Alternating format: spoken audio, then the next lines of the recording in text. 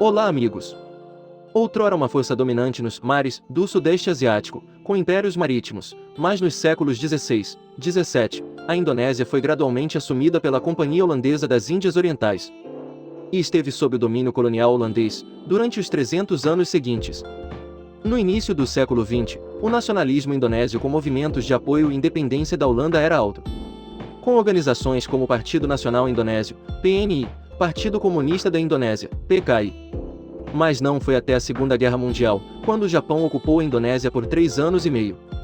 Depois disso, teve que se render às forças aliadas, o que criou condições e oportunidades para que a Indonésia conquistasse a independência. Imediatamente após a rendição oficial do Japão em 15 de agosto de 1945, os líderes nacionalistas, Sukarno e Mohamed Hatta, declararam a República da Indonésia independente em 17 de agosto de 1945. A Indonésia se tornou o primeiro país do Sudeste Asiático a declarar a independência. Os holandeses, entretanto, recusaram-se a abrir mão de sua colônia indonésia e procuraram restabelecer seu domínio. Os holandeses acusaram Sukarno e Hatta de colaborar com os japoneses, e denunciaram a República da Indonésia como produto do Japão fascista. Entretanto, a Holanda já estava gravemente enfraquecida, devido à guerra, e recebeu apenas 10 milhões de dólares em empréstimos dos Estados Unidos, para financiar seu retorno à Indonésia. Portanto, a Holanda não pôde restabelecer imediatamente sua força militar para reconquistar a Indonésia. Diante desta situação, a Grã-Bretanha, que desempenhou um papel no desarmamento dos japoneses na Indonésia, ajudou o retorno da Holanda.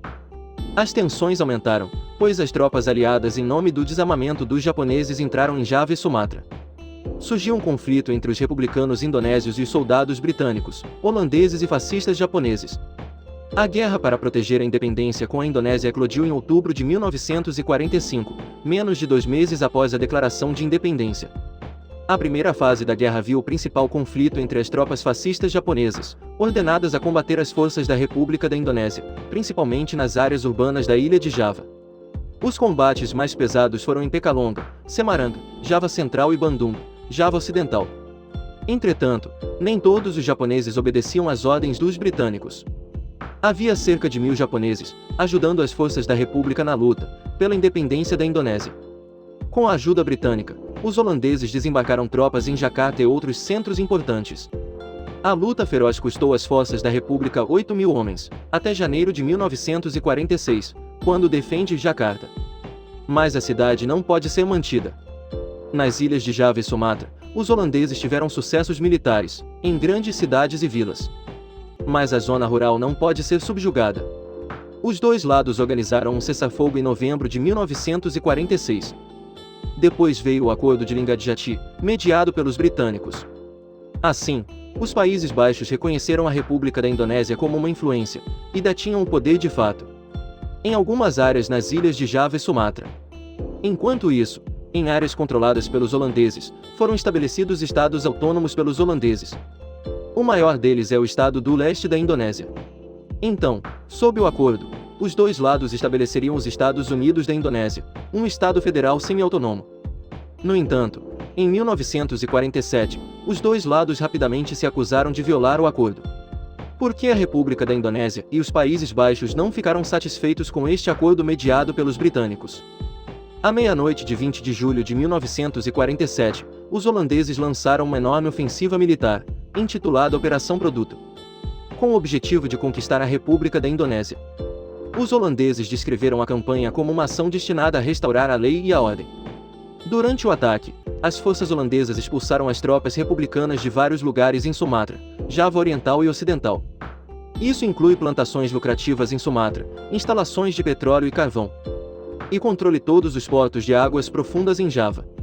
No entanto, a reação internacional a essas ações holandesas foi negativa. A Austrália e Índia são particularmente ativos no apoio à República da Indonésia nas Nações Unidas. E o mais importante, tanto a União Soviética quanto os Estados Unidos concordaram. Um cessar-fogo, a pedido das Nações Unidas, forçou a Holanda a fazer acordos com a República da Indonésia em 4 de agosto de 1947. O Conselho de Segurança das Nações Unidas recomendou uma nova versão a ser ratificada em janeiro de 1948. O Acordo de Renville substituiu o Acordo de Linggadjati em colapso. O acordo também exigia que os Países Baixos realizassem um referendo sobre o futuro político das áreas dominadas pelos holandeses. Durante este tempo, os republicanos indonésios reconquistaram a simpatia dos Estados Unidos, enquanto a Holanda gradualmente passou a ser vista como um império envelhecido e impotente. No entanto, as tensões continuam a aumentar. Isso levou os holandeses a lançarem mais uma ofensiva militar, em 19 de dezembro de 1948, intitulada Operação Frango-Nuca. Durante esta campanha, os holandeses capturaram a cidade de Yogyakarta, que serviu como capital provisória da República da Indonésia. Junto com isso, todas as principais cidades das forças da República, nas ilhas de Java e Sumatra, caíram para os holandeses. O presidente, o vice-presidente e muitos ministros da República da Indonésia foram capturados pelos holandeses e exilados na ilha de Bangka, na costa de Sumatra. No entanto, as forças da República da Indonésia se recusaram a se render e continuaram uma guerra de guerrilha contra os holandeses. O governo de emergência da República da Indonésia é estabelecido, em Sumatra Ocidental. Mais uma vez, a opinião pública internacional reagiu negativamente às campanhas militares da Holanda. Entre eles, o mais poderoso são os Estados Unidos. Os Estados Unidos ameaçaram, o montante da ajuda aos Países Baixos corria o risco de ser cortado. Essa ajuda é do Plano Marshall, de grande importância para a reconstrução da Holanda, pós-Segunda Guerra Mundial, com um total de US$ 1 bilhão. Os Estados Unidos pediram ao governo holandês para participar das negociações sob uma resolução anterior da ONU. A conferência da Mesa Redonda Holanda e Indonésia foi realizada em Haia, de 23 de agosto a 2 de novembro de 1949, entre a República da Indonésia, a Holanda e os países estabelecidos pela Holanda. A Holanda concordou em reconhecer a soberania da Indonésia em uma nova federação, chamada Estados Unidos da Indonésia. Ao mesmo tempo, a nova Indonésia concordou em ser responsável pela dívida holandesa na Indonésia, totalizando 4,3 bilhões de florins holandeses. Esta nova instituição federalista dos Estados Unidos da Indonésia incluirá a República da Indonésia e todos os territórios anteriormente pertencentes às Índias Orientais, os Países Baixos, exceto para a Guiné Ocidental, no qual o território das ilhas de Java e Sumatra é controlado pelas forças da República da Indonésia e se torna um único estado nos 16 estados da federação. Mas este estado já responde por quase metade de toda a população da federação. Os outros 15 estados são estados autônomos, pertencentes aos Países Baixos, estabelecidos pelos holandeses em 1945.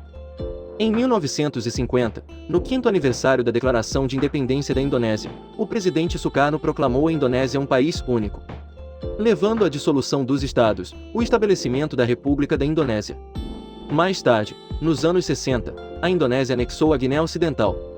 E a década de 1970 foi a invasão do Timor-Leste.